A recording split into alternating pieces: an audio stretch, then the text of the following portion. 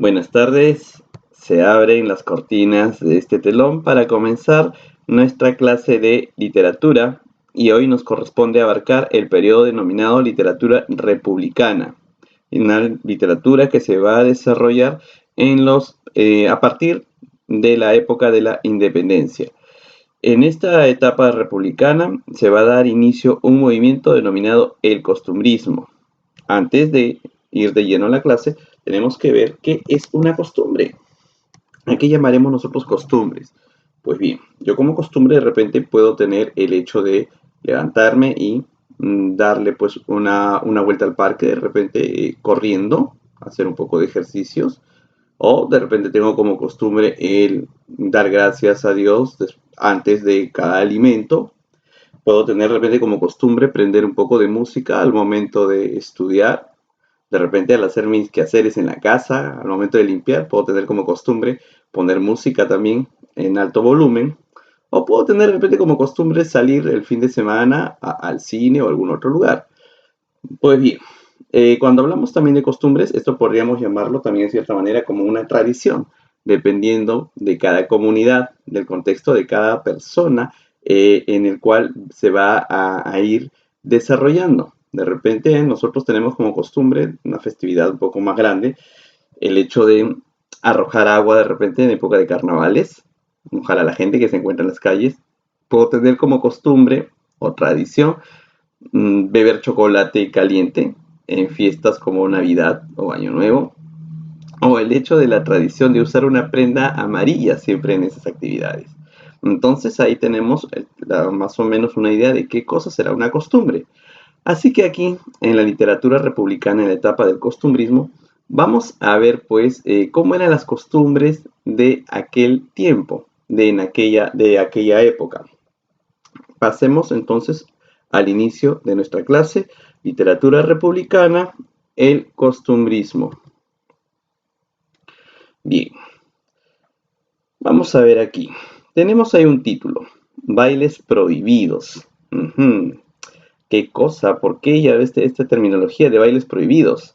Bueno, les voy a contar una anécdota. Más o menos a finales de los años 80, 1989 aproximadamente, apareció en nuestro entorno un baile denominado baile prohibido. ¿Por qué? Vamos a ver por qué se le denominó así.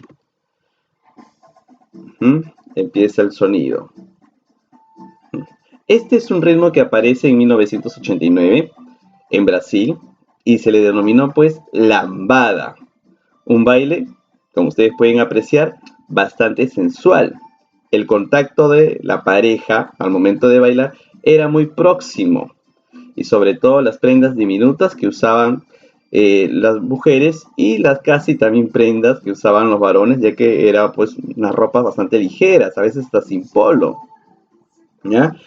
Fíjense bien, este baile, por su contenido así cercano y próximo al momento de bailar, fue visto como un ritmo prohibido, ¿no? Un baile que va a escandalizar a las personas que vivimos en ese momento. Estábamos ya terminando los años 80 para ingresar a los 90 y cuando aparece este baile comenzó pues a inundar las fiestas, tanto fiestas de adultos como hasta las fiestas infantiles. Y entonces la gente, digamos, más antigua, por así decir la terminología, la gente mayor, empezó a prohibirla, a decir que ese baile no debería ser. ¿Ah? Fíjense ustedes ahí, sigan viendo su monitor. La pareja está muy próxima, la pierna del jovencito va prácticamente entre las piernas de la dama al momento de bailar, el contoneo de los cuerpos muy junto, y entonces la gente comenzó a decir que no, que este baile era un baile que no debería ser utilizado, ¿no? Y si eso estamos hablando nosotros en 1989, casi 1990, imagínense ahora con el baile que tienen ustedes, la generación de ustedes, cómo los adultos también nos hemos escandalizado. Desde que el famoso reggae comenzó a derivar en lo que eran los reggaetones y después en el denominado perreo, en el cual los cuerpos ya se aproximaban hasta prácticamente simular una relación sexual. Y ni a qué hablar del famoso perreo chacalonero, que ya era ya mucho más, digamos, el contacto era muy más próximo, más cercano, hasta denominarlo prácticamente vulgar. Pues bien, si la música no se producían esos escándalos, imagínense ustedes los cambios musicales de los primeros años de la República. Entre 1821 y 1830, la música de ese entonces también va a tomar un giro. Si se fijan aquí el baile, es un baile cercano, las prendas son muy pequeñas. Imagínense en esa época donde las ropas de la época de la colonia eran mucho más largas y comienzan a haber cambios, se comienzan a aligerar las prendas, a subir un poquitito. Hoy en día las prendas se han obviamente ido empequeñeciendo más, tanto de las chicas como de los varones, porque los varones también ya estamos con la moda de repente usar la ropa un poco más apretada, ¿m? Y en el caso de las chicas pues ya cada vez la falda se fue más acortando. Entonces, sí, aquí estaba pasando este tipo de baile, ¿m? Voy a ponerle un alto acá, un stop, es justamente esta escena, quiero compararla con algo que vamos a ver ahora. Fíjense lo que se bailaba en esa época, en los primeros años de la República. ¿Mm? Miren ahí. El contoneo de esa muchacha, que nosotros ahora podemos ver como un contoneo con mucha gracia y elegancia, fue mal visto en ese entonces. Ya, ese sacudir de caderas era considerado pecado, sí, pecaminoso. Así como el personaje de la señora católica que aparece en las redes sociales, igual, imagínense, las señoras de esa época se escandalizaban de que las muchachas de los primeros años de la República bailaran ese baile descarado, ese baile considerado sensual, provocativo, que incitaba a los hombres, decían ellas. Este era el baile de la zamacueca, ¿no? Como ustedes ven allí, es un baile que les puede parecer a ustedes bastante sano, hasta divertido. Pero en esa época a las mujeres y a las familias conservadoras no les parecía así. Ni qué hablar de los hombres que siempre han sido machistas, peor. Había hombres liberales que obviamente bailaban sin preocupación con estas damas y no las juzgaban. Es más, organizaban las famosas jaranas criollas en las quintas para poder disfrutar de este baile que se había prohibido en las fiestas de clase social alta. ¿Por qué? Repito, fíjense ustedes cómo la jovencita baila, se bambolea, sacude las caderas, ¿m? Y sobre todo que al momento de girar su falda, que de por sí ya es muy corta para la época, dice profesor, pero esa se viste con falda larga, de repente miran así, pero no, para ellos ya ese hecho de mostrar un poquito de las piernas, en este caso solamente el tobillo, ya era considerado como pecado. Para que vean cómo cambió la época, pues ese baile y ese tipo de ropa ya con el vestido, perdón, un poco más cortito, ya era mal visto. Se empieza a criticar entonces esa costumbre. Imagínense ustedes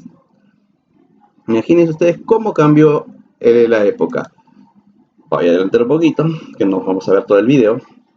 Pues bien, entonces, fíjense allí. Al momento que la chica gira su vestido, él se eleva y muestra pues las piernas. Y para aquella época, las mujeres únicamente podían mostrar las piernas a los maridos, nada más a los esposos, no a cualquier otra persona. Y si ibas a una fiesta y observabas pues las piernas de estas mujeres, era pues un escándalo. Imagínense, acá todavía el baile está separado. ¿Qué hace el joven? Miren, coloca un pañuelo en el vestido para marcar en cierta manera una parte de la anatomía de la mujer. Esto les escandalizaba. Y aquí, volviendo al video anterior, fíjense ustedes. Este famoso paso del trencito, ¿no? Donde todos los cuerpos se juntan ahí a formar como una especie de tren y bailar. Obviamente escandalizado, al igual que el otro baile de allá. ¿Y todo por qué? Por el famoso talón, así es. Ese talón que ustedes ven allí va a escandalizar pues a las mujeres más antiguas y sobre todo también a los varones conservadores, que no iban a permitir que ese baile se apoderara de la gente de la ciudad. Entonces vemos allí cómo esos bailes, tomados como prohibidos en su momento, van a servir para reflejar un tipo de costumbre dentro, en este caso, este baile que ustedes están escuchando nuevamente, que es el baile de la zamacueca, va a ser utilizado dentro de la literatura conocida como la literatura costumbrista, ¿correcto? Pues bien, entonces nos despedimos aquí de nuestra bailarina de Zamacueca con su ritmo sensual ella, sacudiendo las caderas, para pasar entonces a definir este momento de nuestra literatura. Bien, corren las cortinas. Tenemos aquí el costumbrismo. El costumbrismo va a ser una primera corriente literaria desarrollada en la época de la República. A partir de ahora van a existir otro tipo de escuelas o movimientos que vamos a ir desarrollando. Ya no estamos ya en la época de la emancipación, ya dejamos atrás también la época de la literatura quechua o incaica y ahora comenzamos a vivir de una manera diferente. El hecho de ya no estar bajo el gobierno español va a crear una serie de costumbres nuevas. La sociedad también ya va a empezar a vivir de otra manera. Se va a introducir el famoso término criollo que ya había sido utilizado como hijo de españoles nacidos aquí en el Perú, pero ahora se le va a denominar de otra manera, se le va a dar otro tipo de definición a lo que es ser criollo. Aquí se va a describir las costumbres y los tipos, es decir, las cosas, el tipo de personas que había dentro de la ciudad de Lima, sobre todo, ¿ya? Como, de una manera, si va a hacer esta descripción, de una manera satírica o burlona. Las características. Pues bien, si se va a hacer un tipo de descripción tomando pues la burla y la ironía, esas van a formar justamente una de las características de las obras producidas. Bastante humor sobre todo para hacer este tipo de descripciones de una nueva sociedad que comenzaba en cierta manera a buscar un tipo de independencia, pero también a veces copiando modas de sociedades europeas más liberales. En esta etapa del costumbrismo se va a desarrollar lo que es el teatro, ¿sí? El teatro empieza a surgir de una manera más libre. Y también el periodismo, que ya había existido de la época de la emancipación, se va a desarrollar aquí con mucha más fuerza. Dentro del periodismo, por ejemplo, van a aparecer los famosos artículos de costumbres. Artículos, es decir, unas notas en donde se va a criticar justamente las costumbres de la época. Por ejemplo, se va a criticar mucho este baile, el baile de la zamacueca. Se va a criticar a las personas que bailan este tipo de danza, los lugares donde se desarrollan las fiestas de la zamacueca. Se va a criticar, por ejemplo, también a que las personas ahora son más liberales en el aspecto de amar. Antiguamente se tenía la costumbre de que los enamorados, las parejas de enamorados, caminaran por las calles pero alejados más o menos, así como ahora que tenemos que caminar a 1 metro de distancia, igual, las parejas de ese entonces tenían que tener una distancia, no podían ni siquiera caminar tomados de la mano, ni mucho menos besarse en la calle. Hoy en día ya obviamente ya todo eso ha pasado hasta el punto de exageración en que a veces ya no respetan tampoco, pues, ¿no? Y se empiezan a dar unos besos ahí demasiado apasionados hasta en los autobuses. Pero en esa época no se permitía hasta que de pronto la gente comienza a cambiar y ya caminan agarrados de la mano. Y los más avesados visitaban un lugar denominado el Paseo de Amancaes en el Rímac y aprovechaban un poco la oscuridad de la noche para besarse debajo de algún árbol. Entonces ahí ya empiezan a criticarse porque Lima era una ciudad pequeña y las familias eran muy conocidas. Y no bastó por allí que apareciera un periodista, un urraco de la época, se fijara en quién estaba cometiendo esa supuesta falta y la publicara en un artículo en el periódico, haciendo burla de ese nuevo cambio con respecto a las costumbres de la época de la colonia, ¿no? Entonces, dentro del periodismo aparecen los artículos de costumbres y dentro del ámbito literario van a aparecer los poemas satíricos, poemas con estilo burlón, y aparece el teatro, en este caso con la especie dentro del teatro que era la comedia. Van a tener mucha influencia de una etapa europea conocida como el neoclasicismo. Neo significa nuevo, nuevo clasicismo, lo clásico que se estaba volviendo a imponer allá en Europa, como era la literatura griega y la literatura romana. Y aquí se va a tomar justamente este neoclasicismo español, en este caso, con una actitud moralizante, es decir, con la finalidad de conducir y guiar la conducta de los habitantes de nuestro territorio. Siguen las cortinas. Pongo cortinas porque en esta oportunidad el teatro es el que más va a desarrollar aquí en el Perú. Y debido a esto es que vamos a tener dos vertientes, es decir, dos ramas dentro de la literatura costumbrista con sus respectivos representantes. Va a aparecer un grupo denominado criollista, el criollismo, y otro al que no le gustaba nada de eso, denominado el anticriollismo. Las diferencias son bien marcadas. Los criollistas eran personas republicanas, es decir, estaban de acuerdo con la emancipación, el hecho de ser libres y ya no servir a la corona española. En cambio, los anti-republicanos deseaban que la colonia continuara, que nos gobernara un virrey, porque ellos sentían que esa era una manera más ordenada para el desarrollo de nuestra sociedad.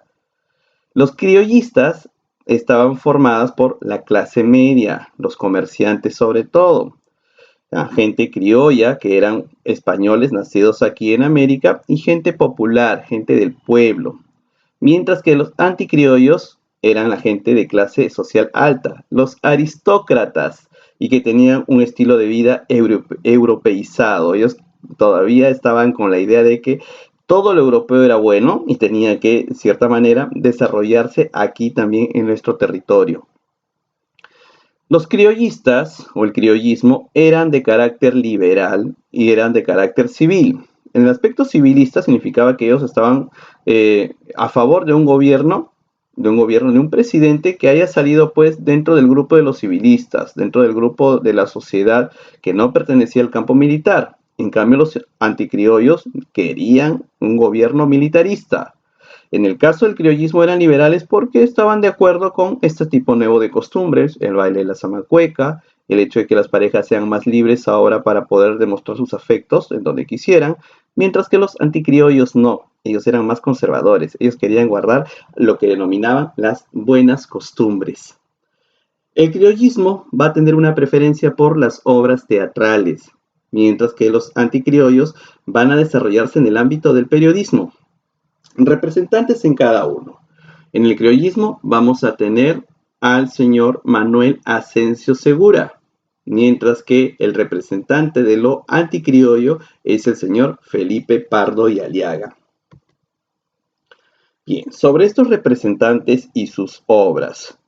Manuel Asensio Segura va a ser considerado el padre del teatro nacional, tanto así que hoy en día el Teatro de Lima lleva por nombre el Teatro Segura. Las obras de Segura están pues distribuidas entre comedias y algún tipo de poema satírico. Y también obviamente sus artículos de costumbre. Ñacatita, el sargento Canuto, la saya y el manto, la moza mala, Lance de Amancaes y las tres viudas son algunas de sus composiciones.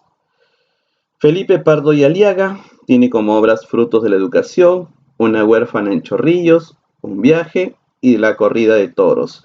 Ambos escritores lo que hacen es reflejar las costumbres y una parte de su realidad inmediata. Por ejemplo, en Ñacatita lo que se refleja pues es la costumbre de la típica vieja chismosa, la vecina metiche que está ahí siempre parada en la puerta espiando quién entra, quién sale de tu casa, qué es lo que haces y tratar de meterse en la vida de uno. En el sargento Canuto se va a criticar, pues, en cierta manera a los militares. En el Lance de Amancaes, el hecho de los famosos amoríos y paseos por un lugar conocido como el Camino o la Alameda de Amancaes o el Parque de Amancaes en el Rima, que era aprovechada por la gente, las parejas, para poder pasear con sus novios, novias, pasear por allí y darse muestras de afectos.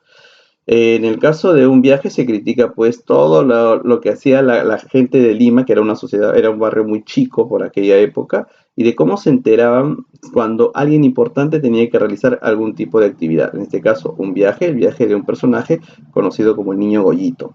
Frutos de la educación, se critica mucho el baile de la zamacueca.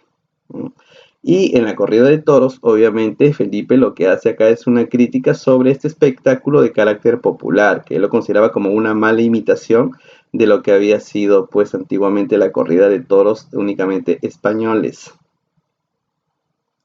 Pasamos a el señor Manuel Asensio Segura con su obra Ñacatita.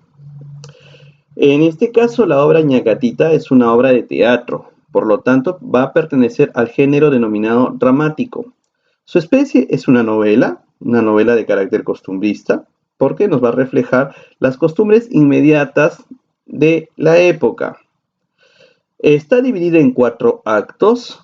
El estilo que utiliza aquí Manuel Asensio Segura es el uso de los diálogos a manera de versos, pero unos versos cortos que van a tener mucha rima y sobre todo un nuevo giro en el aspecto de hablar, el uso de el habla criolla, lo que nosotros conoceríamos hoy en día como jergas. El tema que trabaja aquí es un tema que está en cierta manera ligado a una obra española que era El Cid de las Niñas.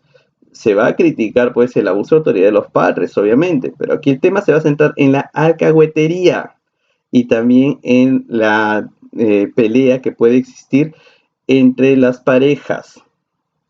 Alcahuetería significa aquella persona que trata de unir una pareja, pero buscando en cierta manera un favor económico. Aquí vamos a tener al personaje de la falsa beata, que es Ñecatita, la alcahueta, que en cierta manera busca formar una relación con uno de los personajes, pero ella pues a cambio está cobrando un dinerito. Aquí tenemos pues como personajes a Ñecatita, que es la falsa beata, la típica señora metiche, que está ahí fijándose quién sale, quién entra de tu casa y viendo la forma de conseguir algún tipo de favor a cambio de sus supuestos servicios. Vamos a tener a la pareja de esposos conformado por Don Jesús y Doña Rufina. Don Jesús va a ser la representación de todo lo tradicional y sobre todo él es el jefe de familia y mientras que su esposa, Doña Rufina, es una mujer que le gusta mucho discutir con su esposo. Ella va a representar al arribismo, la escala social. Ella quiere salir de su condición de clase popular, ella quiere ser una aristócrata. Y para esto, y con ayuda de Ñacatita, va a intentar hacer que su hija, Juliana, el siguiente personaje, se case con un hombre adinerado llamado Don Alejo, sin saber que Don Alejo ya era un hombre casado. Don Alejo es el típico hombre mundano, el que para viajando de un lugar a otro y que vive de una manera alienada, ya que él siendo peruano, pues tiene una forma de hablar como si fuera francés o italiano. Está bastante alienado este señor con respecto a sus costumbres. Vamos a tener también a Don Manuel, que él es un amigo de la familia, prácticamente es el hijo del mejor amigo de Don Jesús, así que Don Jesús va a ser una especie de padrino para él.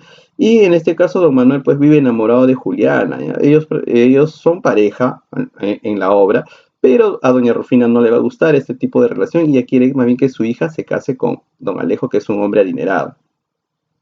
Mercedes, que es pues el ama de servicio, ella es la criada del hogar y que en cierta manera pues se va a llevar todos los disgustos y va a ser el personaje cómico también dentro de esta historia, aunque de por sí casi todos son cómicos, pero el personaje de Mercedes es muy graciosísimo. Y don Juan, que es el amigo de la familia que viene a darle solución a todo este enredo, utilizando aquí una técnica utilizada por la literatura griega que es el Deus ex machina, Dios es máquina. Es decir, antiguamente los griegos para poder desarrollar algún tipo de problema dentro de la estructura de su obra, hacían que un dios apareciera y diera solución a todo. Aquí también pasa lo mismo, cuando ya la historia parece que no va a tener solución, de pronto aparece Don Juan y trae la solución a todo este enredo. El argumento de Ñacatita, así a grosso modo, porque vas a tener que leer aquí lo que voy a poner dentro de las actividades y verte también un video sobre Ñacatita, la obra de teatro, así que no te voy a spoilear mucho. Pero el argumento se basa justamente en que Doña Rufina y su marido están en una discusión terrible. Don Jesús es un hombre tradicionalista, él está de acuerdo de que su hija Juliana esté de amor con el hijo de su mejor amigo, que en este caso se llama Don Manuel, pero doña Rufina se opone a esa relación, ya que Rufina quiere que su hija Juliana, a quien ella llama Julieta, hasta incluso quiere cambiarle el nombre, ¿no? Porque su nombre es Juliana Valverde, pero ella no quiere utilizar el nombre Juliana, sino Julieta. Ella quiere que su hija Julieta se case con un hombre adinerado que ha aparecido por allí. llamado don Alejo. Así que con ayuda de ñacatita, la famosa vieja chismosa y metiche que está ahí en la casa buscando en cierta manera llenarse el estómago porque siempre para con hambre, intentan convencer a Juliana de que rechace a don Manuel y acepte la propuesta de don Alejo. Juliana aquí muestra una actitud rebelde, a diferencia del Sí de las Niñas, en la cual se basa esta obra, donde el personaje central de Doña Paquita era muy obediente a la madre. Aquí Juliana no, aquí Juliana se rebela contra la mamá, discuten, pero la madre tiene un carácter de los mil demonios, tanto así que ella hasta incluso amenaza a su marido con dejarlo. Y en aquella época que la mujer se rebele contra el esposo, no era posible, y mucho menos que sea ella quien lo abandone. Así que acá vemos pues la crítica del famoso pues hombre de cierta manera pisado. Y por más que acá en la obra don Jesús mostraba carácter, doña Rufina se lo comía con todo y zapatos. Don Alejo es un hombre mundano. Don Alejo está interesado en Juliana, quiere casarse con ella, ha convencido a doña Rufina para que le entregue la mano de su hija. Y doña Rufina está pues muy halagada porque considera que don Alejo es un buen partido y así ella podrá subir de estatus social. Ñacatita también está sacando provecho. Ñacatita no tiene ni que caerse muerta, así que ella va todos los días a la casa de Rufina prácticamente a gorrearle la comida y hace renegar a la criada, a la sirvienta Mercedes, quien tiene que también ser sirvienta de Ñacatita, y la acusa pues de ser una hipócrita, de ser una vieja metiche. En el interín de la obra, don Manuel le propone a Julián escaparse, fugarse, pero ella le dice que no, ella es una mujer honrada, escaparse jamás, jamás haría eso, y no por su mamá, sino por su padre. Ella dirá que van a pensar la gente de acá de Lima de mi papá, pero más puede la presión, porque ella no quiere casarse con este señor llamado don Alejo, que planea escaparse de su casa junto con su novio don Manuel. Mientras que Rufina también está discutiendo tanto así con su marido que ya no lo aguanta y ella también amenaza con irse. Y es así como, gracias a los consejos de Ñacatita, Rufina habla con don Alejo y don Alejo le dice, bueno, pues si no aguantas a tu marido, vente a vivir a mi casa, que yo aquí te voy a dar cobijo a ti y a tu hija. Así que Rufina también hace maletas y quiere abandonar al marido. Es allí donde en medio de toda esta especie de fuga se descubre todo. Don Jesús descubre queriendo escaparse a su hija Juliana con Manuel y queriendo escaparse a su esposa para irse a la casa de don Alejo. Don Jesús les llama la atención a todos por este hecho de querer hacer las cosas de esa manera y también temeroso por el que dirán. Don Alejo se presenta y don Alejo le recrimina a don Jesús y le dice que todo es su culpa ya que él es un hombre que tiene mucha plata, mucho dinero y en cierta manera les daría bastante confort a la familia. Doña Rufina está bastante entusiasmada con esa idea. Juliana ve que tarde o temprano su papá va a aceptar, hasta que de pronto se soluciona todo con la llegada de don Juan. Don Juan llega a la casa y le trae pues una carta a don Jesús y cuando ve a don Alejo también le dice que qué bueno que lo ha encontrado ahí porque también tiene una carta para él, ya que don Juan es amigo de don Alejo. Don Alejo finge no conocerlo, pero luego don Juan le refresca la memoria y le dice que él es amigo de él y también de la esposa de don Alejo. Todos se sorprenden al escuchar esto, ya que nadie sabía que él era casado, todos creían que era soltero. Don Alejo se quiere hacer el loco, se quiere hacer el vivo, primero lo niega, pero después termina aceptando todo ante la cólera de doña Rufina y la vergüenza que siente ahora Rufina por querer casar a su hija con un hombre que ya tenía mujer. Don Alejo se quiere pasar de vivo y le dice a Rufina que no importa, que él puede tener dos, tres, montón de esposas, ya que él tiene bastante dinero para mantenerlas a todas.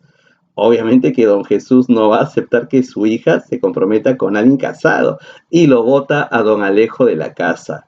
Rufina se siente avergonzada, le pide perdón a su marido, el esposo la perdona, todos se amistan, pero se percatan de que ahí en la casa sigue metida Ñacatita, pues Ñacatita con ella no es la cosa, ella está ahí de hipócrita, antes que se oponía a don Jesús y estaba insistiendo a Juliana que se case, ahora se la quiere dar de buenita. Es ahí donde Mercedes se enfurece y le dice a los señores que voten a Ñacatita de la casa. Y Ñacatita se va, pues Ñacatita se va, pero como siempre con su tono gracioso, burlándose de todos. Es ahí donde la familia finalmente se amistan y deciden o permiten que Juliana pueda pues finalmente comprometerse para un futuro matrimonio con don Manuel. Este es un argumento a grosso modo porque tu misión es leer las últimas escenas de Ñacatita y también ver un video muy interesante para que veas un poquito más cómo es el desarrollo de estos personajes. Bueno, muchachos, esta ha sido la clase sobre el costumbrismo dentro de la literatura republicana. Con ustedes será hasta la siguiente sesión. Gracias y muy buenas tardes.